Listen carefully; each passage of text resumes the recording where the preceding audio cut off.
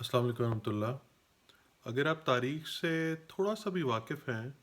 تو آپ نے سنا ہوگا کہ یورپ میں جو آج کل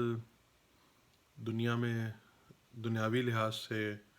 اور اخلاقی لحاظ سے بھی سب سے زیادہ آگے ہے، ایک زمانے میں وہاں پر تاریک دور تھا جسے ڈارک ایجز بھی کہا جاتا ہے۔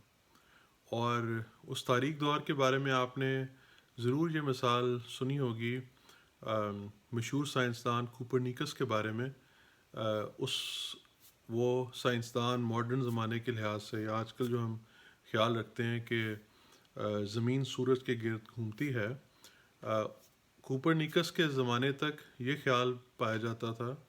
کہ زمین سورج کے گرد نہیں گھومتی بلکہ سورج زمین کے گرد گھومتا ہے۔ یہ ایک الگ بات ہے کہ ہمارے ہاں آج کل مسلمانوں میں بھی کچھ ایسے لوگ پائے جاتے ہیں جو سمجھتے ہیں کہ زمین ساکن ہے، لیکن میں ابھی اس کی طرف نہیں جا رہا، میں ابھی یورپ کے تاریک دور کی بات کر رہا ہوں۔ تو وہ کوپرنیکس کا مشہور مقدمہ ہے جس میں اس زمانے میں جو کلیسا تھا، جو ان کے پادری حضرات تھے، ان کے مولوی صاحبان تھے، ان کے خیال میں زمین کا سورج کے گرد گردش کرنے کا خیال جو ہے یہ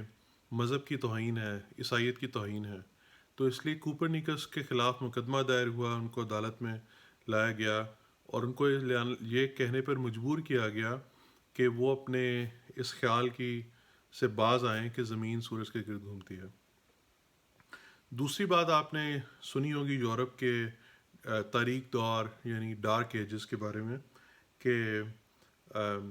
وہ اپنے بعض معاملات میں، بعض حالات میں جو ان کی مائنورٹی تھی، جو یہودی لوگ تھے، یہودی مذہب کے لوگ تھے یا یہودی نسل کے لوگ تھے، ان کو وہ بلی چڑھایا کرتے تھے، ان کو وہ زندہ بھی جلا دیتے تھے۔ بعض اوقات ان کے اگر ہاں کوئی جیسے پلیگ کی بیماری پھیلی تو اس کا مورد الزام انہوں نے یہودیوں کو ٹھہرایا اور اس کے نتیجے میں یہودیوں کو سزائیں دی گئیں، مارا گیا، پیٹا گیا۔ اور تاریخ میں لکھا گیا ہے کہ اسپین میں جیسے یہودیوں کو بغیر کسی الزام کے ویسے ہی بھی جلایا گیا، صرف ان سے نفرت کے نتیجے میں۔ تو اگر آپ نے نئی بات سنی تو آج آپ کی علم میں تھوڑا اضافہ ہو گیا ہوگا، کبھی آپ کو موقع ملے تو اس پہ آپ مزید مطالعہ کیجیے گا۔ میں باتیں اس لیے پیش کر رہا ہوں کہ یہ تاریک دور سے، یورپ کے تاریک دور سے متعلقہ باتیں وہ تھیں جو کتابوں میں پڑھی تھیں، لیکن آج 2021 میں ہم نے اس طرح کے واقعات پاکستان میں ہوتے دیکھ لی ہیں۔ یہ جو سیالکوٹ میں سری لنکن آدمی کو جلا دیا گیا توہین مذہب یا توہین رسالت کی الزام کی بیسس پر، یہ واقعہ دیکھ کر جہاں ایک طرف شدید دکھ اور غم اور غصہ بھی آیا، وہاں پر خیال اس طرف گیا کہ حقیقت شاید یہی ہے کہ پاکستان اس وقت اور وہ ہمارے لوگ جو ہیں وہ اپنی تاریک دور سے گزر رہے ہیں۔ کہنا میں چاہتا ہوں کہ آپ نے ٹی وی پہ اکثر پروگرام دیکھے ہوں گے جس میں یہ بات کی گئی ہے کہ وہ مینیجر کو پتہ نہیں تھا یا اس نے پوسٹر وہاں سے اتار دیا، جس پوسٹر پہ شاید کچھ مذہبی باتیں لکھی ہوئی تھی یا نہیں لکھی ہوئی تھی۔ اس بات سے مجھے اس بات سے صرف نظر کہ اس پہ کیا لکھا ہوا تھا، میں آپ سے جس موضوع پہ بات کرنا چاہتا ہوں وہ یہ ہے کہ یہ جو توہین رسالت کا قانون ہے پاکستان میں، جس کی سزائے موت تجویز کی گئی ہے، جو 295C پینل کوڈ میں جس کا نمبر دیا گیا ہے، جس میں آپ کو یاد ہوگا آسیہ بی بی کا مشہور کیس ہے، جو بیچاری عیسائی عورت تھی جس کو سزائے موت ہوئی اور اس کے بعد اس پہ سلمان تاثیر صاحب جو گورنر تھے پنجاب کے، ان کو شہید کر دیا گیا۔ جو قادری نے قتل کیا، ان کا اپنا محافظ تھا۔ وہ ایک سارا ڈرامہ چلا پاکستان میں جس میں قادری کے جنازے پہ پتہ نہیں ہزاروں لاکھوں کتنے لوگ تھے۔ مجھے کسی نے بتایا کہ شاید عیدی صاحب کا جنازہ اتنا بڑا نہیں تھا جتنا بڑا اس قادری قاتل کا تھا۔ تو یہ جو توہین رسالت کی سزا ہے کا معاملہ ہے، میں اس پہ یہ معین بات بولنا چاہتا ہوں کہ کیا یہ عقیدہ یا کیا یہ خیال عقل کے مطابق ہے؟ تو آئیے اس پہ تھوڑا سا غور کرتے ہیں۔ تو آپ کو یہ تو شاید پتہ ہی ہوگا کہ دنیا کی آبادی اس وقت کہا جاتا ہے کہ تقریباً 8 ارب ہے۔ تو اس 8 ارب میں سے مسلمان کتنے ہیں؟ آ، آپ کو پتہ ہی ہوگا تقریباً مسلمان 2 ارب کے قریب بتائے جاتے ہیں، 2 ارب سے زیادہ نہیں ہیں۔ تو یعنی کہ دنیا کی جو میجورٹی آبادی ہے وہ تو مسلمان نہیں ہے، جس کا مطلب یہ ہے کہ وہ رسول کریم صلی اللہ علیہ وسلم کو نبی نہیں مانتے۔ اور ٹھیک ہے، اس میں سے کچھ دنیا کی آبادی وہ ہوگی جو مختلف جزائر میں آباد ہے، دور دراز کے علاقوں میں، اور کچھ قبیلوں میں، جنگلوں میں وہ رہتے ہیں ابھی بھی، اور ان کو شاید ابھی اس دنیا کا پتہ ہی نہیں، انہیں شاید ابھی یہ پتہ ہی نہیں چل رہا ہو کہ تقریباً 1400 سال پہلے عرب میں ایک آدمی رسول کریم صلی اللہ علیہ وسلم نے نبی ہونے کا دعویٰ کیا تھا، اس لیے ان کو تو نکال دے۔ لیکن جو باقی دنیا کی آبادی ہے، جو انٹرنیٹ سے، موبائل فون وغیرہ سے یا اور اسکولوں کالجوں میں پڑھتی ہے، ان کو تو یہ بات پتہ ہے کہ مسلمان ایک دنیا میں لوگ موجود ہیں جو رسول کریم صلی اللہ علیہ وسلم کو نبی مانتے ہیں، اور باقی دنیا جو 6 ارب آبادی ہے تقریباً دنیا کی، وہ تو رسول کریم صلی اللہ علیہ وسلم کو نبی نہیں مانتی، یعنی کہ وہ ان کو نعوذ باللہ جھوٹا مانتی ہے، جھوٹا سمجھتی ہے، چاہے وہ اس کو منہ سے بولیں یا نہ بولیں، لیکن وہ اپنے عمل سے اس بات کا اظہار کر رہے ہیں۔ جب وہ اپنے آپ کو عیسائی کہلاتے ہیں یا بدھسٹ کہلاتے ہیں یا دہریہ کہلاتے ہیں یا جو بھی کہلاتے ہیں، اگر وہ اپنے آپ کو رسول کریم صلی اللہ علیہ وسلم کی طرف منسوب نہیں کرتے اور ان کو یہ معلوم ہے کہ دنیا میں رسول کریم صلی اللہ علیہ وسلم یا اس طرح کا ایک آدمی عرب میں نازل ہو چکا ہے، تو اس کا مطلب ہے کہ وہ رسول کریم صلی اللہ علیہ وسلم کو نعوذ باللہ جھوٹا سمجھتے ہیں۔ تو اس کا مطلب ہے کہ ایک مسلمان کے پوائنٹ آف ویو سے تو ایک نبی کو جھوٹا کہنا ہی اس کی توہین ہے، اور ظاہر سی بات ہے وہ تو رسول کریم صلی اللہ علیہ وسلم کا نام جو ہے وہ احترام سے نہیں لیں گے، وہ تو اس کو اچھا آدمی نہیں سمجھیں گے، وہ تو یہ سمجھیں گے کہ اس آدمی نے خدا تعالیٰ کی طرف جھوٹ منسوب کیا۔ تو ٹھیک ہے، یہ ایک الگ بات ہے کہ وہ آپ کے منہ پہ نہیں بولیں گے، اور احترام عام انسانی اقدار اور انسانی اخلاق اور روایات یہی کہتی ہیں، تہذیب یہی کہتی ہے کہ دوسرے کے احساسات کے جذبات کا خیال رکھا جائے۔ لیکن میں اس بات پہ توجہ آپ کی دلانا چاہتا ہوں کہ دنیا کی جو میجورٹی آبادی ہے وہ رسول کریم صلی اللہ علیہ وسلم کا احترام کیوں کرے اپنی ذات میں؟ تو ان کو احترام کرنے کی ضرورت نہیں ہے، کیونکہ وہ ان کو مانتے ہی نہیں ہیں، ان کو خدا تعالیٰ کا نبی ہی نہیں مانتے۔ اور جو لوگ خدا تعالیٰ کا نبی ان کو مانتے ہیں، وہ تو گستاخی رسول کریم صلی اللہ علیہ وسلم کی کر ہی نہیں سکتے، کیونکہ وہ ان کو خدا تعالیٰ کا نبی مانتے ہیں، اور وہ اپنی نجات اس دنیا میں بھی، اپنی بہبود اور آنے والی دنیا میں خاص طور پر اپنی نجات کا دارومدار رسول کریم صلی اللہ علیہ وسلم کی رسالت اور ان کی تعلیمات پر عمل کرنے سے رکھتے ہیں۔ تو کہنے کا مطلب یہ ہے کہ یہ جو توہین رسالت کی سزا اور اس سزا کو سزائے موت بنانا، یہ بات اپنے آپ میں ہی عقل کے خلاف ہے۔ اور اس میں ایک پہلو اور بھی ہے کہ اگر کوئی یہ سمجھے یا کہے کہ ٹھیک ہے دنیا نہیں مانتی تو نہ مانے رسول کریم صلی اللہ علیہ وسلم کو، لیکن اس کو مسلمانوں کے جذبات کا احترام کرنا چاہیے کہ دنیا میں آخر ایک اتنی بڑی تعداد موجود ہے، تقریباً 2.25 ارب لوگ ہیں، تو ان کے احساسات کا، جذبات کا خیال رکھا جانا چاہیے۔ اور یہ بات بڑی معقول ہے کہ انسان دنیا میں رہتا ہے اور رواداری سے اور اخلاق سے اور دوسروں کے خیالات کا، احساسات کا خیال رکھنا معاشرے کو اچھے طریقے سے آگے چلانے کے لیے، اور دنیا گلوبل ولیج بن چکی ہے تو پوری دنیا کو آگے چلانے کے لیے بڑا ضروری ہے۔ تو اگر یہ بات مانی جائے تو پھر پاکستان کے لوگوں سے خاص طور پہ ایک سوال ہوگا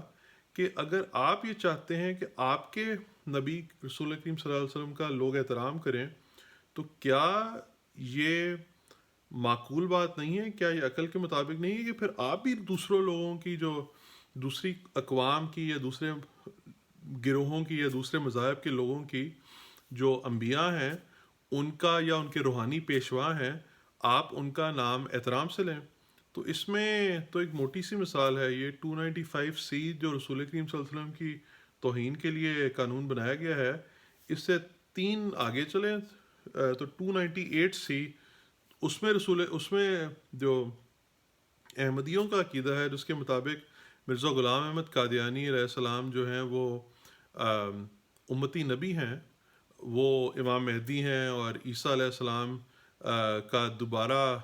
بروزی نزول ہیں، تو ان کے مطابق تو وہ امتی نبی ہیں، لیکن پاکستانی عوام حکومت میں کانسٹیٹیوشن میں امینڈمنٹ کے ذریعے سے اور بعد میں آرڈیننس 20 کے ذریعے سے باقاعدہ خاص طور پر ایک ایک بڑی جماعت کے نزدیک جو ان کے روحانی پیشوا ہیں اور امتی نبی ہیں ان کو جھوٹا قرار دے رہی ہے۔ تو اگر پاکستانی قوم بشمول حکومت اور سوسائٹی اور تمام لوگ اور یہ علماء اور سو کالڈ میں کہوں گا علماء اور مولوی حضرات یہ سمجھتے ہیں کہ رسول کریم صلی اللہ علیہ وسلم کا احترام ہونا چاہیے چاہے وہ کوئی بھی ہو، تو اس احترام انسانیت اور اخلاقیات کے زمرے میں آتے ہوئے تو پھر کیا پاکستانی قوم کو، پاکستانی لوگوں کو مرزا غلام احمد قادیانی کا احترام نہیں کرنا چاہیے؟ یہاں پہ تو احترام کیا، یہاں پہ تو گنگا الٹی بہہ رہی ہے، یہاں پہ تو احترام تو دور کی بات، یہ تو پاکستان کی گلی محلہ میں حضرت مرزا صاحب کو، حضرت مرزا غلام احمد قادیانی صاحب کو گالیاں دی جاتی ہیں، قانون میں ان کو جھوٹا قرار دیا گیا ہے۔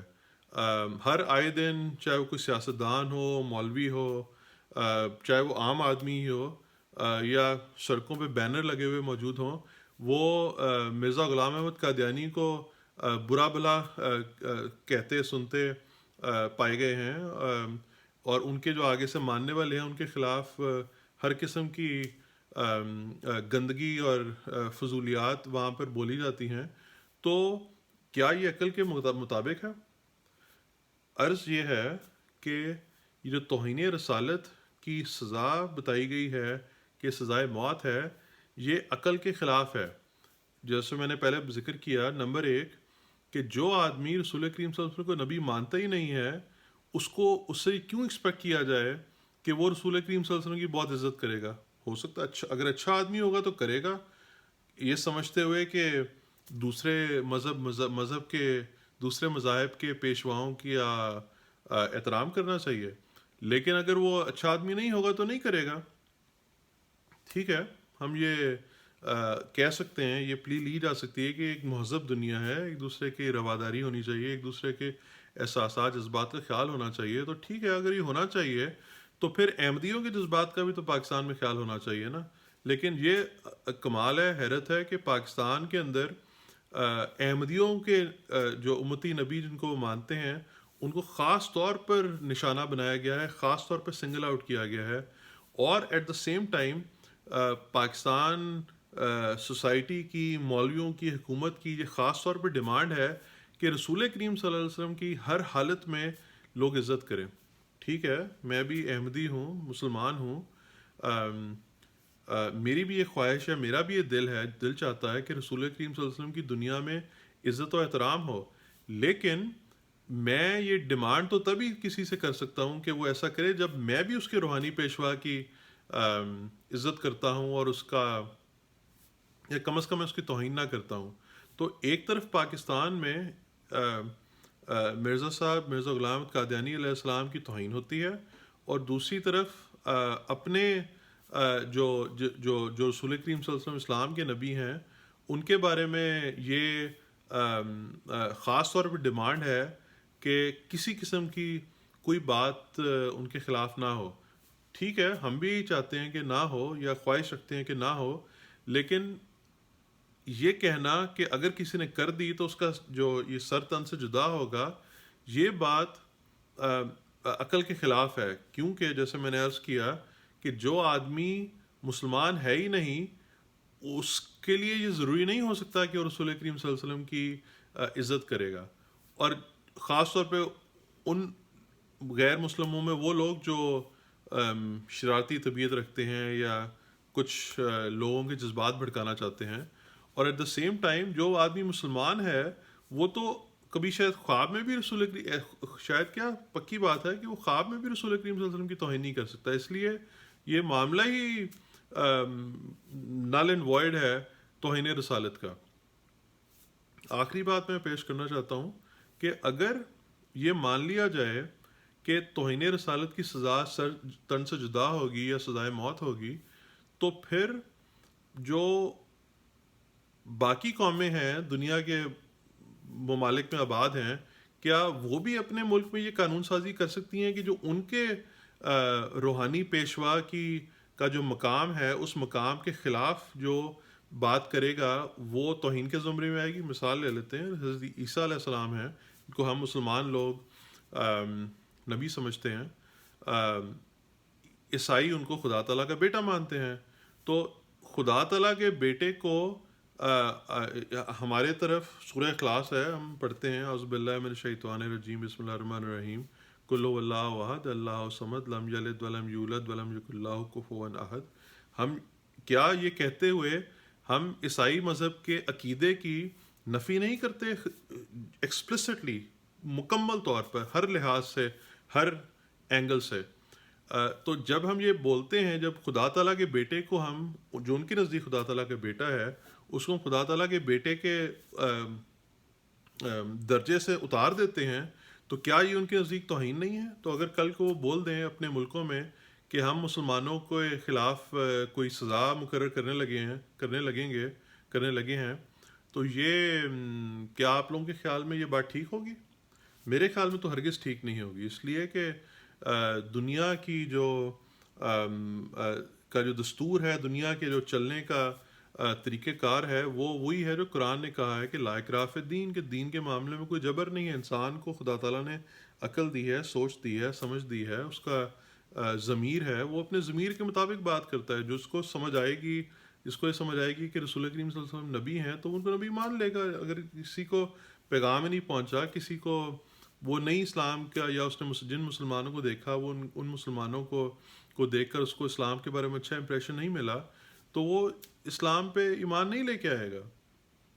تو اس پہ زبردستی تو نہیں کی جا سکتی، اور اگر آپ زبردستی کریں گے تو پھر وہ آپ اس کو منافق بنا دیں گے، کیونکہ وہ جب دل سے ہی نہیں مانتا، اور اس کو اگر آپ زبردستی زبان سے اقرار کروا دیں تو اس منوانے کا فائدہ کیا؟ تو یہ تو مذہب کی بنیاد ہی ٹوٹ جائے گی، کیونکہ مذہب کی بنیاد تو سچائی پر ہے. مذہب کی بنیاد اس بات پر تو نہیں ہے کہ لوگوں کو زبردستی ایک ایسے چیز کی طرف، ایک ایسے عقیدے کی طرف لے آؤ جس پر وہ آنا نہیں چاہتے.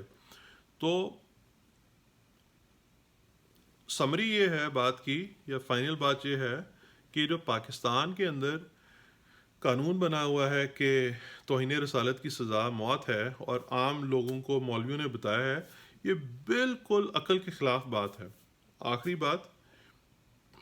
یہ جو پاکستان میں جبران ناصر صاحب نے ان کی ویڈیو آج ایک نظر سے گزری کہ